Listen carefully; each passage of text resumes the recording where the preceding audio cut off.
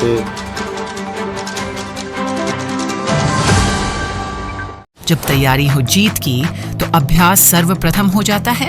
यशस्वी library Balaghat की प्रथम आधुनिक एवं वातानुकूलित लाइब्रेरी, जहां छात्र छात्राओं को मिलेगा शांत एवं एकाग्र माहौल हर एग्जाम प्रिपरेशन के लिए, लेटेस्ट नोट्स एवं स्टडी मटेरियल।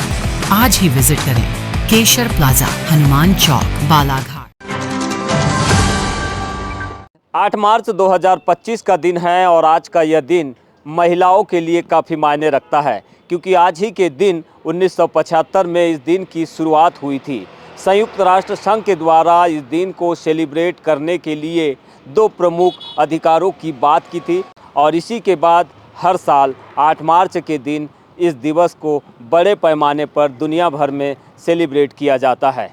वैसे तो महिलाओं के अधिकारों की बात करें तो इसके लिए सबसे पहले यूरोपियन कंट्री में जर्मन महिला क्लारा जेटकिन और रशियन महिला अलेक्जेंड्रिया के द्वारा 1908, 9 और 10 के दौरान बड़े पैमाने पर फेमिनिस्ट मूवमेंट को लीड किया गया था और इसी मूवमेंट को लीड करने के बाद महिलाओं के अधिकारों को गारंटेड करने की प्रक्रिया शुरू हुई थी।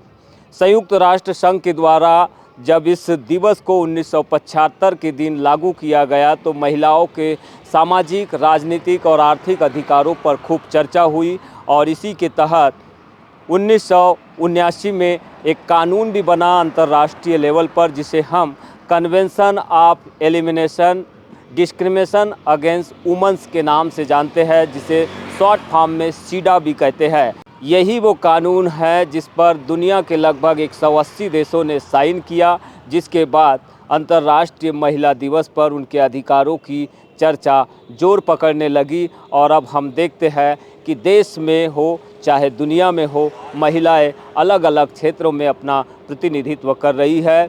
मिलेनियम गोल्स के तहत में महिलाओं और पुरुषों के समान अधिकारों को लेकर खूब चर्चा हो रही है।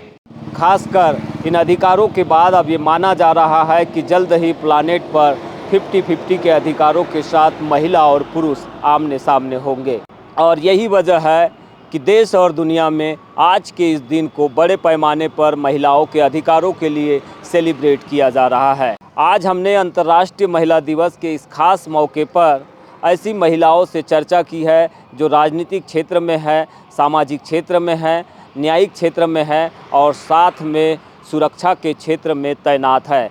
तो आइए आपको सुनाते हैं इन महिलाओं का वो बयान जिन्होंने अंतर्राष्ट्रीय महिला दिवस के मौके पर बीजीटी मीडिया से चर्चा में साझा किया है।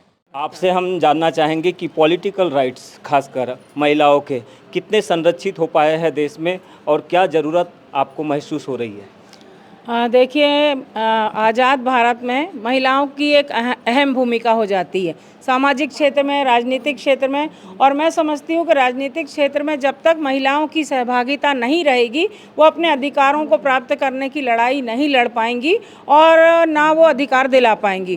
तो लेकिन देश आज़ाद हुए वर्षों बीत चुके हैं, पर मैं जहाँ पे मैं खड़ी हूँ मैं इस चीज़ को महसूस करती हूँ कि अभी भी बहुत ज़रूरत है महिला सशक्तिकरण की। खासकर सामाजिक राजनीतिक क्षेत्र में महिलाओं को आज भी अपने आप को स्थापित करने के लिए काफ़ी संघर्ष करना पड़ता है। आरक्षण की बात भी आती है लगातार कि महिलाओं को आरक्षण मिलना चाहिए। पंचायत स्तर पे, नगरीय निकाय स्तर पे तो महिलाओं को 50% रिजर्वेशन मिला हुआ है, लेकिन आगे की लड़ाई अभी जारी है। लोकसभा विधानसभा की जो लड़ाई है वो अभी जारी है, अभी मूर्त रूप में नहीं आ पाई है। तो कहीं ना कहीं पुरुष प्रधान समाज में आज भी महिलाओं को अपने अस्तित्व को साबित करने के लिए बहुत कड़ा संघर्ष करना पड़ता है। लेकिन फिर भी मैं कहूँगी कि ऐसी कठिन परिस्थितियों में भी आशा का एक दीपक हमारे अंदर जल रहा है, रोशनी जगमगा रही है और हम देख रहे हैं कि आज की नारी अपने अधिकारों के लिए सशक्त हो रही है, जागरूक हो रही है और उसे लगता है कि उसे पढ़ना चाहिए, शिक्षित होना चाहिए। और शिक्षा सबसे बड़ा हमारा हथियार है, सबसे बड़ी ताकत है। अगर हम शिक्षित हो गए तो हम सामाजिक राजनीतिक क्षेत्र में आगे कदम बढ़ा सकते हैं और अपने मौलिक अधिकारों को प्राप्त करने की दिशा में हम निश्चित रूप से सफलता प्राप्त कर सकते हैं। आपने सुरक्षा का बार बार जिक्र किया, क्या आपको लगता है कि महिलाएं असुरक्षित हैं? बिल्कुल, मुझे लगता है, इसीलिए मैं मतलब मैंने खुद भी आफ्टर मैरिज कराटे प्रशिक्षण लिया और मेरा उद्देश्य था कि अगर मैं कुछ सीखती हूँ तो मैं बच्चियों को उनकी कुछ सेवाएं दूँ, उनको एक उनके अंदर एक आत्मविश्वास बना रहे। वुमेन्स एम्पावरमेंट के लिए आपने जो शुरू किया है रक्षिका शौर्य फाउंडेशन को, क्या आप प्रगति देख रहे हैं? निकट भविष्य में क्या प्लानिंग आपकी है, क्या गोल्स आपने सेट किया है?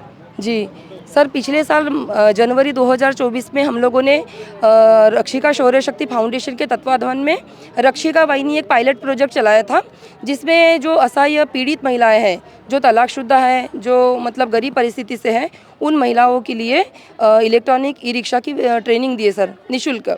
और वो ट्रेनिंग के बाद में उन लोगों को ड्राइविंग लाइसेंस बना के दिए। उसके पीछे उद्देश्य यही था कि महिलाएं आर्थिक रूप से सशक्त बने। उसके साथ ही जो महिला जो रक्षिका वाहिनी होगी, तो जो महिलाओं को जो कहीं ना कहीं जो असुरक्षा का भाव होता है, आज हमारे यहाँ ना 2 साल की बच्ची सुरक्षित है, ना 50 साल की वृद्ध महिला। तो इसी कहीं ना कहीं असमंजस की वजह से हमने महिलाओं के लिए महिलाओं को ले जाने के लिए ही परिवहन सेवा शुरुआत की है। तो में महिलाओं के खिलाफ जिस तरह के अपराध बढ़ रहे हैं, इसके लिए कानूनी शिथिलता या फिर पुरुषों की मानसिकता, किसको आप दोषी मानते? इसमें तो मैं कहीं ना कहीं नारियों को तो दोष देना हम निष्फल मानते, क्योंकि मेरा ये मानना है कि हर घर में यदि जैसे हमारे भाई होते हैं या लड़के होते हैं, उनको ही घर से ये शिक्षा देनी चाहिए कि हर एक महिला का सम्मान किया जाए। जब घर से वो लोग महिला का सम्मान करना सीख जाएंगे तो हमारा ये मानना नहीं कि वो सड़क पे किसी चलती महिलाओं का दुष्प्रेरण करें। क्योंकि मैं एक पेशे से वकील होने के नाते मेरे पास भी अनेकों अपराध दर्ज होते हैं। कहीं ना कहीं मैं थोड़ा सा छोटी बच्चियों को लेकर जो अपराध हो रहे हैं उनमें मानसिक रूप से ही मैं मान सकती हूँ पुरुषों की जो मानसिक स्थिति वो दयनीय है। जो बच्चियों के साथ ऐसे दुष्प्रेरण की कुकृति करते हैं, तो उसके लिए हमारा कानून भी सशक्त, अब तो आपने देखा है कई कानूनी अपडेट भी हो गए हैं और इनके लिए सशक्त सजा का भी प्रावधान कर दिया गया है। लेकिन कहीं ना कहीं जो मैं थोड़ा महिलाओं की तरफ से भी मतलब एक बात रखना चाहती हूँ आज इस हमारे प्रचार के माध्यम से, कि जो हमारी बड़ी बच्चियाँ हैं वो कहीं ना कहीं उनकी अवेयरनेस कमी की वजह से उनके साथ आज ऐसे अपराध हो रहे हैं। और आज क्योंकि अंतर्राष्ट्रीय महिला दिवस से कहते हैं कि महिलाओं के बारे में विषय में बात करना चाहिए, तो कहीं ना कहीं मैं दोनों में निष्पक्षता रखते हुए थोड़ा सा हमारी जो समझदार बच्चियां हैं, जो बालिग बच्चियां हैं, उनको भी अपने जो क्राइटेरिया हैं, अपने जो दायरे हैं, उनमें कानूनी अपराध को जो बढ़ावा दे रही हैं वो बेवजह कहना चाहिए कानूनी अपराधों में मतलब झूठे आरोप भी लगा रही हैं। तो इनसे उन लोग को ऐसी चीज़ों से बचना चाहिए, क्योंकि कहीं ना कहीं आपके माता पिता की सम्मान का ये निरादर करती हैं आप। हमारा जो जेंडर है उसकी सेंसिटिविटी को समझने का था। हम केवल ये प्राइड ना लें कि हम महिला हैं, हम महिला होने के नाते क्या कर रहे हैं, हमारा वजूद क्या है, क्या हम केवल घर में खप जा रहे हैं या हम समाज में भी अपनी कोई जगह बना पा रहे हैं और अन्य लड़कियों को सेध दे रहे हैं, उनको एक पहचान दे रहे हैं, उन तक अपना मैसेज पहुंचा रहे हैं कि आप केवल महिला, आप घर में नहीं, आप बल्कि समाज में भी अपना कोई स्थान पढ़ लिख कर स्थान ग्रहण कर सकती हैं और आप अपने परिवार को पाल सकती हैं और आप अपना आचरण सही रखकर समाज की अन्य लड़कियों को एक फ्रीडम दे सकती हैं कि देखिए वो लड़की इतना कुछ आगे बढ़ गई और आप भी कर सकते हैं। इन्हीं शब्दों के साथ मैं महिला दिवस की सभी नारियों को और सभी पुरुषों को भी बधाई देती हूँ। जय हिंद। अब लोगों को सरकार से भीख मांगने की आदत पड़ गई है। नेता जब मंच पर आते हैं तो उन्हें एक टोकना तो पत्र मिलते हैं। नेता मंच पर आएंगे, माला पहनाएंगे और उन्हें बदले में एक पत्र थमा जाएंगे। अब इस तरह की प्रवृत्ति बंद होना चाहिए। मध्य प्रदेश शासन के पंचायत एवं ग्रामीण विकास मंत्री प्रहलाद सिंह पटेल के इसी बयान को लेकर कांग्रेस के द्वारा प्रदेश भर में आंदोलन किया जा रहा है, धरना प्रदर्शन किया जा रहा है और उनका पुतला भी फूंका जा रहा है। इसे लोकतंत्र के लिए और नागरिक अधिकारों के लिए गलत बयान बताते हुए आज कांग्रेस के द्वारा बालाघाट मुख्यालय के काली पुतली चौक में कांग्रेस के इस धरना प्रदर्शन में जिला कांग्रेस कमेटी के अध्यक्ष संजय उइके के अलावा विधायक अनुभा मुज्जारे, जिला पंचायत के अध्यक्ष सम्राट सिंह सरस्वार और ब्लॉक कांग्रेस कमेटी के भी कुछ पदाधिकारी शामिल हुए। हालांकि देखने में ये आया कि कांग्रेस के द्वारा इस कार्यक्रम को, इस विरोध प्रदर्शन को केवल औपचारिकता में ही निपटा दिया गया। इसे लेकर हमने कांग्रेस के जिला अध्यक्ष संजय उइके से चर्चा की है और साथ में बालाघाट विधायक अनुभा मुज्जारे से भी चर्चा की। आइए सुनाते हैं उनका ये बयान कि आखिरकार उन्होंने पंचायत एवं ग्रामीण विकास मंत्री प्रहलाद सिंह पटेल के बयान को लेकर पुरजोर तरीके से क्यों अपोज नहीं कर पाया है, क्यों विरोध के दर्ज में इतनी शिथिलता देखने मिली, क्यों कांग्रेस के कार्यकर्ता बड़ी संख्या में जुट नहीं पाए और क्यों आखिरकार प्रहलाद सिंह पटेल के इस बयान को लेकर कांग्रेस के द्वारा बड़े पैमाने पर विरोध करने के बजाय महज औपचारिकता में ही कार्यक्रम को निपटा दिया गया। नहीं, कोई औपचारिकता नहीं है, एक दिवसीय धरना कार्यक्रम है और चूंकि केवल धरने का कार्यक्रम था आज का जो मध्य प्रदेश कांग्रेस कमेटी ने किया था, इसलिए जिला कांग्रेस कमेटी और जिला के सभी विधायक साथियों के साथ, कांग्रेस परिवार के सभी साथियों के साथ आज धरना का कार्यक्रम रखा गया। हम लोगों ने धरना के तहत आज उनकी स्थिति की मांग को लेकर और माफी इस बात को लेकर आज हम लोगों ने ज्ञापन भी सौंपा है। तो मैं नहीं समझता कि ये कोई औपचारिकता वाली बात है। प्रहलाद जी बोल रहे हैं बयान के बाद अपने कि ये समाज के नैतिक मूल्यों की रक्षा के लिए मैंने ये बयान दिया था, क्योंकि कांग्रेस इसे अपना मुद्दा बना रही है, उसके माध्यम से आंदोलन करके बताने की कोशिश करी, बदनामी कर रही, आरोप लगा रहे हैं। देखिए, हम भी सामाजिक प्राणी हैं, हम भी सामाजिक कार्यक्रमों में जाते हैं, तो कोई इस तरह से अगर कोई आवेदन निवेदन हमारे सामने भी आते हैं, बहुत सारी चीजें आती हैं, बहुत सारी मांगे आती हैं सामाजिक, और कोई व्यक्तिगत मांगे नहीं आती बल्कि सामाजिक मांगे आती हैं।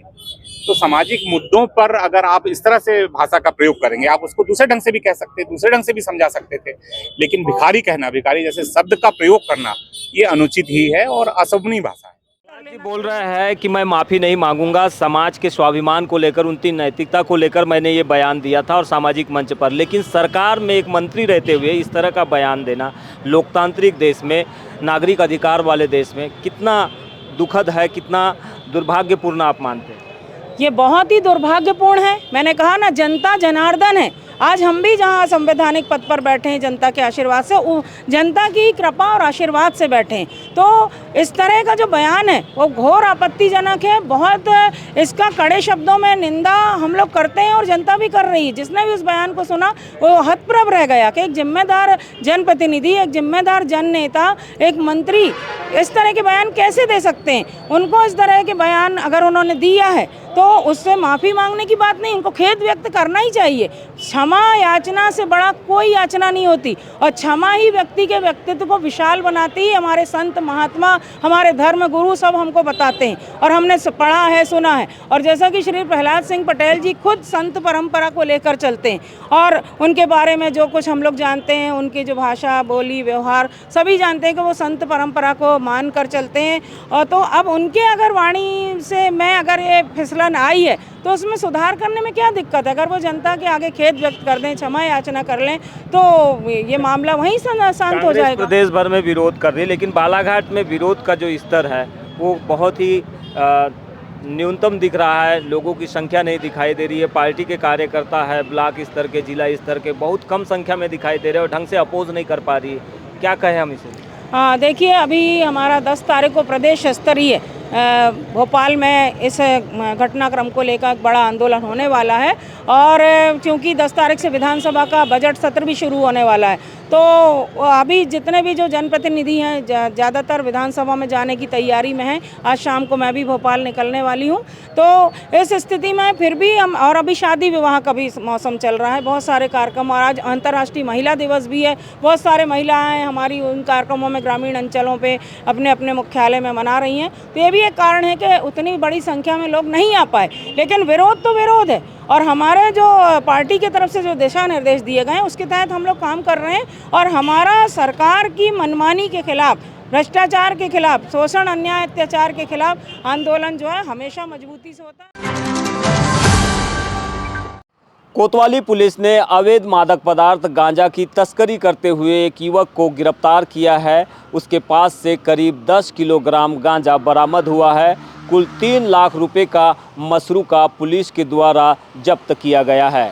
कोतवाली टीआई प्रकाश वास्कले ने बताया कि मुखबिर से सूचना पर टीम बनाते हुए पावर हाउस के पास एक युवक को जुपिटर वाहन के साथ पकड़ा गया, जिसके पास से अवैध मादक पदार्थ गांजा 10 किलोग्राम बरामद हुआ, जिसकी कुल कीमत 3 लाख रुपया की गई है जुपिटर वाहन के साथ।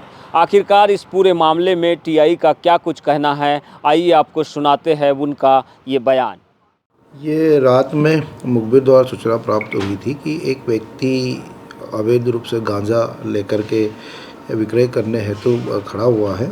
सूचना पर कोतवाली से टीम रवाना की गई थी। तस्दीक करने पर तस्दीक में सही पाई गई। जो एक व्यक्ति को पुलिस ने घेराबंदी करके जुपिटर गाड़ी के साथ में पकड़ा, जिसके पास से करीब 10 किलो अवैध गांजा मिला और आरोपी को गिरफ्तार करके हमने गांजा और जुपिटर गाड़ी जब्त की गई है। फिलहाल आरोपी के खिलाफ अपराध पंजीबद्ध कर विवेचना चालू है। प्राइमरी पूछताछ में कुछ सामने निकल कर आया सर, कहाँ से गांजा लाता था, कहाँ लेके जा रहा था कुछ? अभी पूछताछ कर रहे हैं। अभी तो फिलहाल आरोपी ने ऐसा कुछ नहीं बताया कहाँ से ला रहा था, कहाँ जा रहे थे। इसी का हम लोग अनुसंधान कर रहे हैं। आगे इसका पुलिस रिमांड लेकर के पूछताछ करेंगे।